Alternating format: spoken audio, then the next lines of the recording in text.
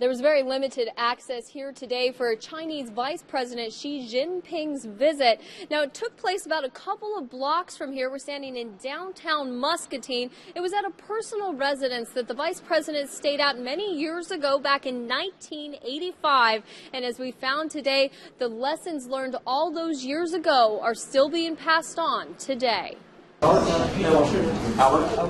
A Chinese delegation is once again learning about industry here in Muscatine. Well, this fits really well because we currently do business in China. We have a manufacturing facility in Shanghai. Musco Lighting is just one of the stops welcoming this delegation. Their visit coincides with the arrival of Chinese Vice President Xi Jinping. They're really interested in the agricultural basis of Muscatine. Lessons learned right here at the Muscatine History and Industry Center. Muscatine has a lot of stuff that most people don't know about, but you know, when we can start playing on the world stage and people actually see it, it's a wonderful thing.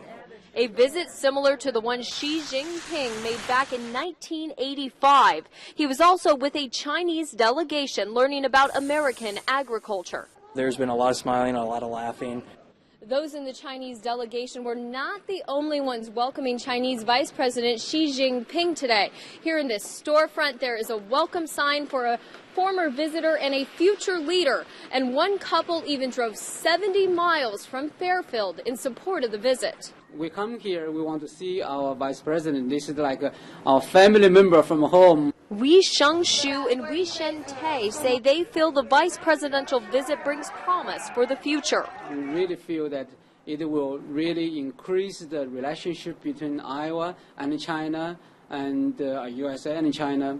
For Shente, she's hoping the Chinese delegation here today experiences the welcome she's felt in Iowa. Very enjoying American culture here. An experience this couple says is imperative to a stronger relationship between countries. It's through this kind of understanding and more visit that both countries will really lead the world in a peaceful way.